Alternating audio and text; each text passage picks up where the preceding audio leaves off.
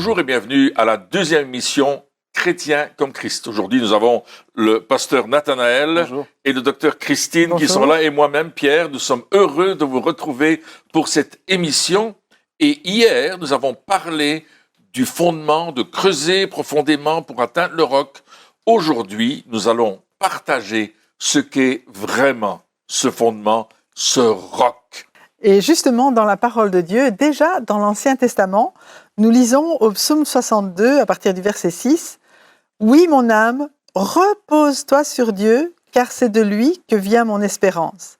Oui, c'est lui, mon rocher et mon salut, ma forteresse, je ne serai pas ébranlé. Sur Dieu repose mon salut et ma gloire, le rocher de ma force, mon refuge est en Dieu.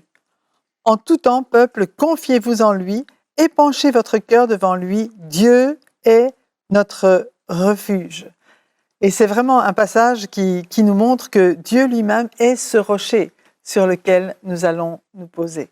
Donc, si je comprends bien, David, déjà dans ce psaume, avait compris que malgré les problèmes de la vie, parce qu'apparemment, même avant Jésus, il y avait déjà des soucis, et David, il disait, je vais me confier en lui parce que c'est lui mon rocher, et il va plus loin. Et c'est intéressant parce qu'il dit, c'est de lui que vient mon espérance. Alors, comment est-ce qu'on fait pour puiser notre espérance en Dieu? Alors, Jésus est vraiment la solution à notre vie. Il est venu spécialement pour sauver notre vie. À partir du moment où j'ai un sauveur, quelqu'un qui vient me tirer de l'endroit où je suis, c'est vraiment celui-là qui va devenir mon espérance. Et je me souviens d'une histoire de trois jeunes qui faisaient les fanfarons. Quand on est jeune, on fait beaucoup de choses. Et puis, il y avait un énorme trou sur lequel il y avait une poutrelle qui était placée. Et un de ces jeunes a dit, moi, je vais traverser sur la poutrelle. Il faisait humide, il avait plu, c'était vraiment un temps qui n'était pas du tout ensoleillé, mais il dit, je vais marcher sur... Les autres ont dit, mais non, fais pas ça, tu risques de tomber. Il dit, non, il dit, moi, je suis le meilleur, je vais m'en sortir. Et puis, il a commencé à marcher sur la poutrelle, et il est arrivé au milieu de la poutrelle, il a glissé, et il est tombé dans le trou tout au fond. Et puis, il a crié à ses amis, oh, je me suis fait mal, aidez-moi à sortir de là. Et puis, un de ses amis a commencé à rire, je t'avais dit que t'allais tomber, je savais, t'étais pas capable de rester en équilibre, c'est bien fait pour toi. Le deuxième a dit, écoute, si t'avais écouté ce que je t'ai dit, tu serais pas tombé. Alors, débrouille-toi. Le gars, il commence à crier, au secours, sortez-moi de là, sortez-moi de là. Il y avait justement quelqu'un qui passait, il est arrivé, il dit, mais qu'est-ce que vous faites dans le trou? Il dit, j'ai glissé, je suis tombé. Et puis il a pris une corde, il lui a lancé la corde et il a sorti du trou. C'est cette troisième personne qui était le sauveur de celui qui était tombé dans le trou. Jésus, c'est notre sauveur. C'est celui sur lequel on va mettre notre confiance. C'est celui qui va nous sortir du trou et qui va nous aider à vivre. C'est cela, Jésus. Et donc, c'est vraiment ça, l'espérance, c'est de pouvoir dire, je ne vais pas rester dans mon trou. Parce que si on regarde un petit peu aujourd'hui, quelque part, on voit qu'il y a beaucoup de personnes qui sont désespérées, c'est vraiment le mot à dire, c'est-à-dire que non seulement ils sont dans un trou, que ce soit de leur propre fait, parce que des fois ça arrive, on fait des erreurs, mais aussi que ce soit des trous injustes, ils n'ont rien fait pour ça, mais ils sont tombés dans un trou, un accident, ou peu importe, et ils n'ont pas d'espérance. C'est-à-dire qu'on a même des personnes qui sont dans ce trou et ont accepté la situation telle qu'elle est et se sont dit, mais moi, j'en sortirai plus jamais. Et là, on voit que David avait, peu importe les problèmes qui lui sont tombés dessus finalement, qui n'étaient pas forcément sa faute, il avait une espérance. Et ça, c'est quand même fort. Et comment est-ce que je peux faire pour que, justement, je puisse, moi aussi, dire comme David, Dieu, c'est mon espérance, j'espère en lui. Comment est-ce que, concrètement, dans ma vie de tous les jours, je peux faire ça? Mais déjà, appeler Dieu. Parfois, on a parlé de la prière hier, mais la prière, je vais dire, la plus facile, mais qui est aussi très efficace, c'est de dire « Seigneur, au secours ». Ça veut dire que je vais croire que si j'appelle Dieu, il va me répondre. Et il va me répondre. Parce que Dieu n'est pas une philosophie, ce n'est pas une pensée humaine, c'est vraiment la personne qui nous a créés, qui nous aime et qui vient à notre secours, dès le moment où nous tournons nos regards vers lui, il a la solution pour nous. Et ce qui est extraordinaire avec Dieu, c'est que avant même que le problème existe ou se manifeste, lui, il avait déjà préparé la solution. Et simplement, c'est à nous à en appeler à lui. On dit, Seigneur, sauve-moi. Seigneur, j'ai besoin de toi. Et il va, d'une manière ou d'une autre, envoyer son secours.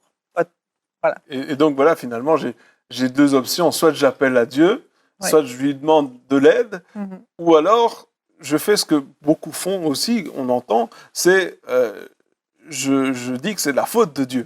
Hein, ça, je peux le faire aussi, c'est-à-dire que je peux dire, ben non, finalement, si Dieu existe, pourquoi il y a tant de malheurs, pourquoi il y a tant de choses là, et donc, quand c'est comme ça, ben, je ne vais pas appeler celui de qui c'est la faute. Si c'est sa faute à lui, c'est pas lui qui va me sortir de là. C'est vrai. Par contre, si je crois que Dieu, ce qu'il veut, c'est mon bien, eh bien, je vais l'appeler. Et là, je vois aussi David qui a dit, il a dit, le Seigneur est mon rocher, donc le roc. Ensuite, il dit mon salut, donc celui qui va me sauver. Et après, il va plus loin. Il dit ma forteresse. C'est plus loin. Donc, le rocher, je bâtis sur lui. Mon salut, je suis dans la fosse, il me relève. Et puis ma forteresse, si je comprends bien, il y a une idée de protection aussi. Absolument.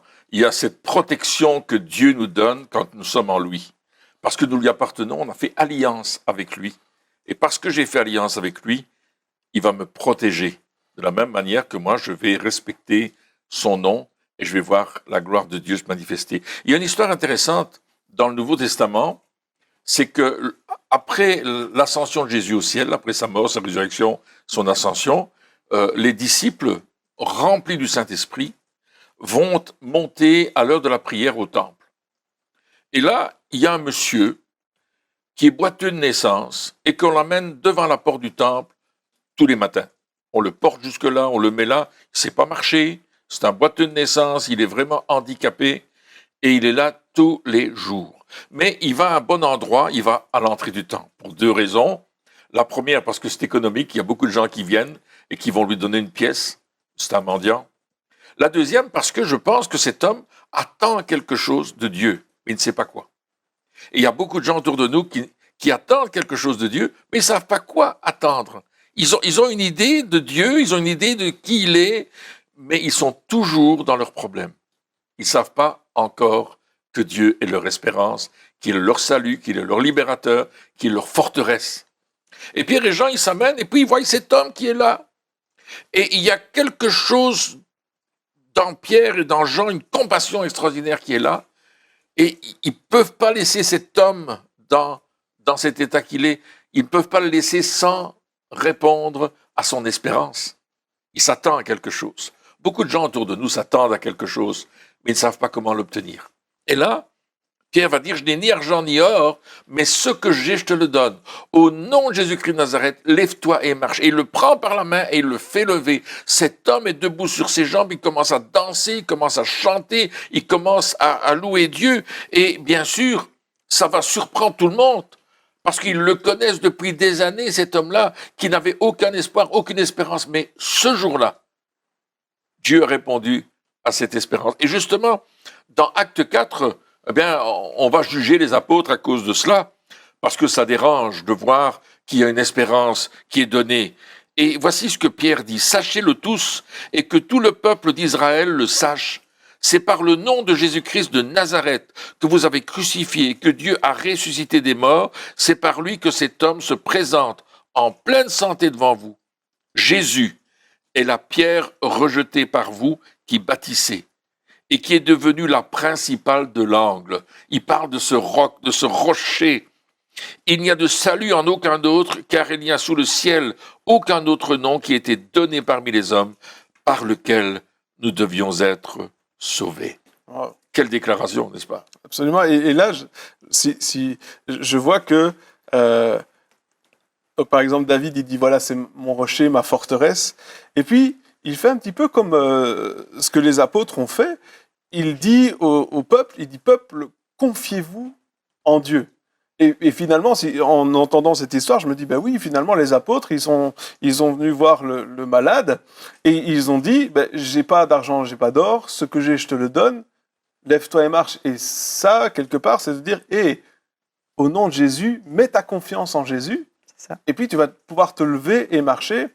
Et la question, est-ce que c'est vraiment ça, finalement, c'est de dire, je vais mettre ma confiance en Dieu, et parce que je mets ma confiance en Dieu, alors je vais voir le résultat. Comme David, il incitait les gens en disant arrêtez de mettre votre confiance dans autre chose, parce que des fois on a, il y a la superstition par Absolument, exemple. Hein, combien de fois on n'entend pas la citation on touche du bois. Voilà, c'est un peu bizarre, mais si on n'a pas de bois, on est foutu. Hein. Si tu es sur un bateau en métal, ben, tant pis pour toi. Mais si on touche du bois, donc on met notre confiance des fois dans cette superstition ou dans notre propre force. Combien de personnes j'ai entendu dire qui disaient ben moi, je vais aller au ciel parce que j'ai fait des bonnes œuvres, parce que j'ai fait du bien, parce que je suis quelqu'un de bien. Donc on met notre confiance en nous-mêmes. Et puis David, il dit, ben non, arrêtez tout ça. Mettez votre confiance en Dieu.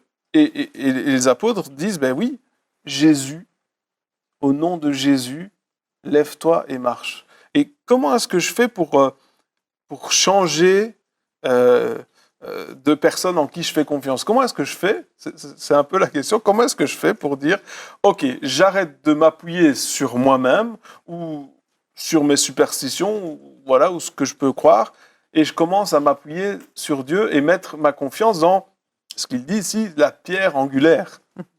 Mais ça, c'est ce qu'on appelle la foi, en fait. La foi, c'est justement de croire ce que Dieu dit. Et dans Romains chapitre 10, verset 17, il est dit que la foi, elle vient de ce qu'on entend, et ce qu'on entend vient de la parole de Christ. Et on retrouve un peu ce qu'on a dit hier, quelqu'un qui vient à moi, qui entend mes paroles et les met en pratique. Et plus je vais lire et méditer la parole de Dieu, et plus la foi va grandir dans mon cœur. Personnellement, j'ai expérimenté cela lorsque j'ai été malade d'une hépatite A, et plusieurs ont prié pour moi, et rien ne se produisait. Et j'ai découvert que je croyais bien que Dieu existait. Je croyais bien qu'il était capable de faire plein de choses et de guérir, mais je n'arrivais pas à saisir la guérison. Et je me suis souvenue de ce verset qui dit justement, la foi vient de ce qu'on entend vient de la parole de Christ. Et j'ai commencé à fortifier ma foi en lisant et en méditant la parole de Dieu, particulièrement sur les passages de guérison. Et après une semaine de cette méditation, eh bien, j'ai su dans mon cœur que j'étais guérie. C'était pas parce que je voyais les symptômes avaient disparu, c'est parce que je savais que cette maladie, Jésus l'avait portée. Je l'avais lu dans la parole. J'avais lu dans la parole de Dieu que Jésus avait guéri tous les malades qui étaient venus à lui et que c'était vraiment la volonté de Dieu de me guérir. Et j'ai reçu cette conviction que ma maladie, il l'avait portée à la croix il y a 2000 ans. Je me suis levée, j'étais guérie, c'était terminé. Donc la foi, elle se cultive. Elle peut naître toute petite, chacun a reçu une mesure de foi, mais si je veux qu'elle grandisse pour saisir pleinement les promesses de Dieu et marcher selon sa parole, eh bien il faut que je m'alimente de cette parole pour qu'elle soit fortifiée. Donc si je comprends bien, tu as choisi de faire confiance dans la parole de Dieu. C'est ça. Et quand il parle de pierre angulaire rejetée par tous, quelque part, il nous dit, ben, la parole de Dieu, on pourrait prendre ça, si on n'y croit pas, pour des foutaises. C'est ça. J'ai déjà entendu même des personnes qui disaient ce sont les faibles qui croient, ou les gens qui ne sont pas très intelligents qui croient à la parole de Dieu, parce que finalement, ça paraît impossible humainement. Si on me dit aujourd'hui, voilà, humainement parlant, eh bien, deux apôtres, peu importe, du temps de Jésus, arrivent et disent à un paralytique qui est là depuis des années de se lever et marcher, si on ne l'a pas vu de nos propres yeux, on peut dire foutaise, cela, c'est pas possible. Comment est-ce que c'est quelque chose, ce qu'on appelle un miracle, hein, c'est quelque chose qui dépasse notre entendement, et donc, soit je rejette cette parole, soit je décide de mettre ma confiance. C'est quand même risqué, non, d'avoir la foi. Oui, mais c'est pas parce que on ne peut pas expliquer une chose que la chose n'existe pas. Le fait d'être superstitieux, c'est le fait de mettre sa confiance dans, je sais pas moi, une patte de lapin ou une loque noire qu'on met dans sa poche, etc. C'est mettre sa confiance dans quelque chose d'irrationnel, mais que l'on croit être vrai. Et ça devient de la religion-fiction. C'est une fiction, comme je disais il y a quelques instants. De même, la tradition, c'est quelque chose d'un toujours fait, mais on ne sait pas pourquoi on le fait. Tandis que la foi, elle est consciente. Je mets ma foi en Dieu parce que je choisis de croire la parole qui m'a été donnée. Et dans cette parole, il y a des promesses. Et dans ces promesses, il y a un accomplissement qui va se faire. Et Dieu a dit que les paroles qu'il donnait, elles n'allaient pas retourner à lui sans avoir produit ce dont pourquoi elles étaient venues. Donc, quand je mets ma foi dans la parole de Dieu, Dieu a donné sa parole, et il va accomplir. Ce que sa bouche a dit, sa main l'accomplit. C'est ce que Dieu veut faire. Il veut nous amener dans cette dimension-là. C'est pas quelque chose que je crois comme ça, mais je dis bon, on va y croire, on verra bien ce qui se passe. C'est écrit, et parce que c'est écrit dans la Bible, et que c'est la parole de Dieu, je vais croire ce que Dieu a dit, parce que tout ce qu'il a dit par rapport à la venue de Jésus-Christ, par exemple, c'est accompli exactement à la lettre, comme ça avait été prophétisé dans les siècles précédant la venue de Jésus.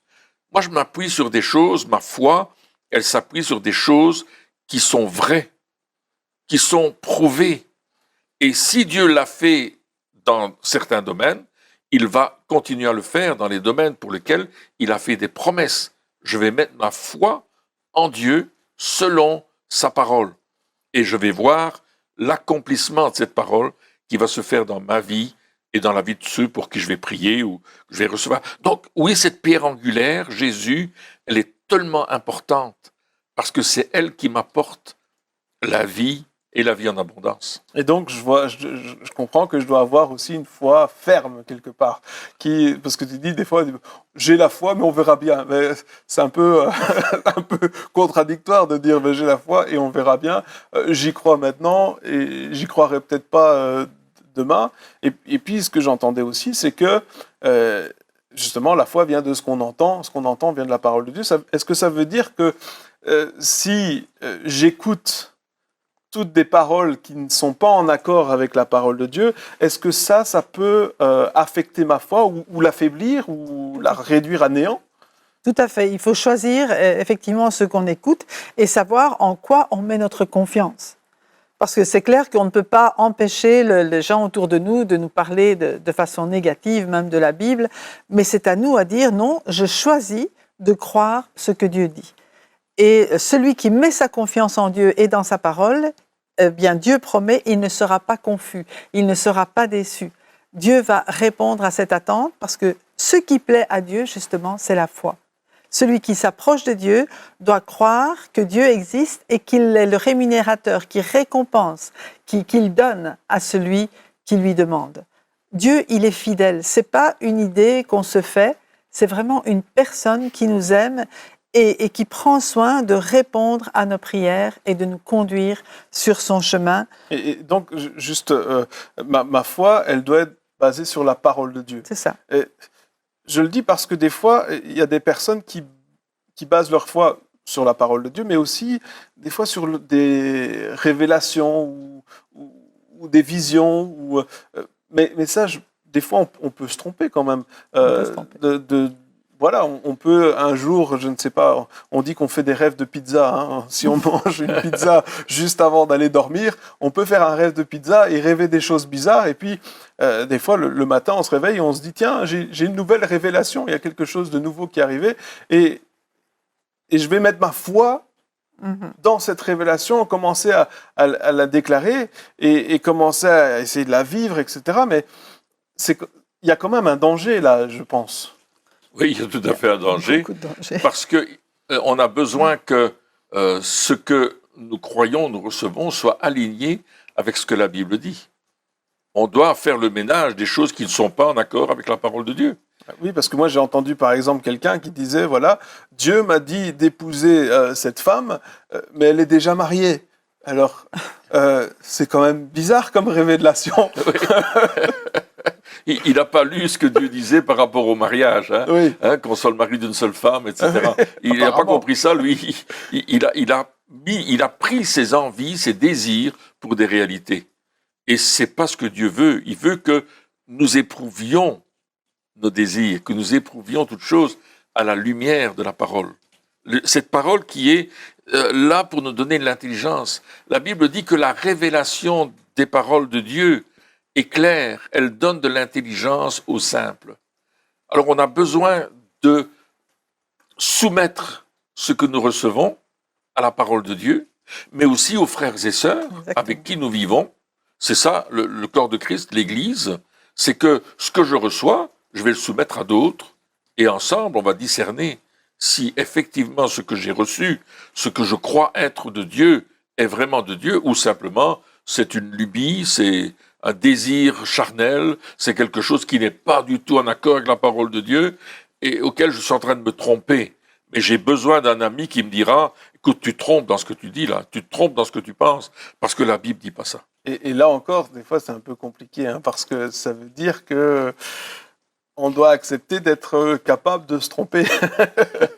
Et puis, on le sait qu'on se trompe, mais que les autres le sachent aussi, ça, c'est problématique. Ça veut dire, c'est pour l'orgueil, c'est pas vraiment génial, hein, de savoir. Imagine, on est dans un endroit et puis voilà, on dit j'ai reçu une révélation et puis on nous dit ben je pense que tu te trompes. L'orgueil, il en prend un coup quand même, hein. Il en prend un coup, mais comme le chemin sur lequel le Seigneur nous invite, c'est un chemin d'humilité, je pense que c'est parfois une bonne chose que l'orgueil en prenne un coup et qu'on soit capable justement de soumettre ce que nous recevons aux autres. C'est vraiment important ce que tu as dit, le fait qu'on n'est pas chrétien tout seul. Dieu ne nous a pas sauvés pour qu'on vive chacun dans notre coin, moi et la parole, et c'est tout. Non, il veut qu'on forme justement un corps et qu'ensemble nous recevions la révélation de la part de Dieu et qu'on puisse se corriger les uns les autres, s'exhorter les uns les autres, s'encourager les uns les autres et se remettre sur la droite ligne parce qu'on est tous faillibles. Il n'y a personne d'infaillible sur cette terre. Alors c'est vrai que c'est difficile d'accepter qu'on s'est trompé, mais on est juste humain. Et si on ne se trompe jamais, c'est qu'on a un problème. C'est qu'on n'est pas humain. C'est qu'on n'est pas humain. Mais ça nous demande de l'humilité. Hein. Et le peuple d'Israël, par exemple, il était dans le désert, il sortait d'Égypte, puis ils n'ont pas cru ce que les espions ont dit. Hein, les 12 espions sont allés, seulement 2 ont dit « Ouais, c'est le pays que Dieu nous donne, prenons-le ». Les 10 autres ont dit « Surtout pas, mes amis, ils sont puissants, ils vont nous écraser comme des sauterelles, on ne va jamais y arriver ». Donc, ils ont, au lieu de faire 8 jours de marche pour prendre le pays promis, ils ont fait 40 ans dans le désert. Et la Bible nous dit, dans 1 Corinthiens 10,4, c'est Paul qui le dit, « Et ils ont tous bu le même breuvage spirituel, car ils buvaient à un rocher spirituel qui les suivait, et ce rocher était Christ. » Et on voit que là, dans une situation même très difficile de désobéissance du peuple et de pénibilité, c'était vraiment pénible, ben, Christ était là, il était leur rocher. Le rocher qui leur permettait de tenir le coup. Eux ne le savaient pas, mais Paul a dit, ils ont bu un rocher, et ce rocher spirituel, c'était Christ. Christ est vraiment le rocher. C'est vraiment celui qui va nous donner cet espoir et qui va nous permettre d'aller à travers le désert jusqu'au bout, parce qu'il est notre force, notre rocher. Donc, si je comprends bien, Jésus est notre rocher. Oui. Il est celui sur qui on peut s'appuyer dans n'importe quelle circonstance, même lorsque on est en plein milieu du désert, même lorsque on est dans des situations qui sont vraiment très pénibles. Mais en même temps, si je comprends bien ce qu'on a dit, si on ne veut pas rester dans ce désert, alors on doit choisir de mettre notre confiance en Dieu. C'est le seul moyen de sortir du désert. Et c'est peut-être pour ça, d'ailleurs, qu'il y a tant de personnes qui passent leur vie À tourner en rond. dans le désert parce qu'ils disent ben non, oui, je crois en Dieu, je crois que Dieu fait les choses, comme tu le disais dans ton témoignage, oui, je crois que Dieu guérit, il a guéri dans le passé, oui, éventuellement, c'est possible, on en a déjà entendu parler, mais ça ne s'applique pas à moi. Les autres, oui. Les autres, ils peuvent prier pour les gens et ils voient des choses extraordinaires. Ou alors c'est pour d'autres pays, ou c'est parce que c'est d'autres cultures, etc. Mais ça ne s'applique pas à moi. Donc ça, je peux me le dire. Oui. Je peux dire ça et rester dans mon désert. Avoir le juste assez, avoir le peuple de Dieu dans le désert, ils avaient quand même à manger, ils avaient quand même des vêtements, ils avaient quand même la colonne, la nuée, ils avaient quand même la colonne de feu, enfin ils avaient plein de choses, mais ils n'étaient pas dans la terre promise, donc c'est-à-dire là où Dieu voulait vraiment qu'ils soient. Et donc si dans ma vie de chrétien, je veux être là où Dieu me veut, eh bien, je dois faire confiance à Dieu. Et si on regarde l'histoire, la première chose qu'ils ont dû faire quand même, c'est de passer la mer. Pour aller dans le pays promis, la première chose, c'était on doit faire confiance à Dieu, on n'a pas le choix. Oui. Donc, c'est un choix de ne plus avoir le choix. C'est ça? Absolument. Oui. Et je veux terminer par un verset que le prophète Ésaïe a dit au chapitre 28 et au verset 16. C'est pourquoi ainsi parle le Seigneur l'Éternel. Voici, j'ai mis pour fondement en Sion une pierre éprouvée, une pierre angulaire de prix solidement posée. Celui qui la prendra pour appui n'aura point hâte de fuir. Et là, il y a vraiment cette promesse. Si tu prends Jésus pour l'appui de ta vie, si tu t'appuies dessus, vraiment, tu seras en sécurité. C'est notre assurance, quelque Amen. part. Ouais. C'est notre assurance. Aujourd'hui, les assurances, ça se vend bien. On prend des assurances sur tout. J'ai même vu aux États-Unis qu'ils vendaient des assurances pour les pneus des voitures. C'est-à-dire que si ton pneu il s'use, il y a des assurances pour tout apparemment. Bientôt, il va y avoir des assurances pour quand tu bois une tasse de café, au cas où la tasse elle explose, c'est assuré. Mais si je comprends bien, c'est Jésus notre assurance. C'est Jésus notre assurance. C'est parce que l'assurance, lorsqu'on prend une assurance, on joue sur la peur de ce qui pourrait se passer si jamais il nous arrivait quelque chose. Et quelque part, c'est vrai qu'aujourd'hui, beaucoup de choses sont construites et basées sur la peur. Et là, dans ce passage que tu viens de lire, tu te dis, finalement, on est en sécurité, on a une assurance, quelque part, on est bien. Et c'est parce qu'on a décidé de faire de Jésus le rocher et notre pierre angulaire. C'est ça. Savoir que notre maison, quelles que soient les situations, eh bien, elle ne s'écroulera pas parce qu'elle est fondée sur Jésus. Et la peur s'enfuit. La peur s'en va et on n'a plus. Eh bien, chers amis, merci de nous avoir suivis pour cette deuxième émission. On se retrouve demain pour la suite. Au revoir.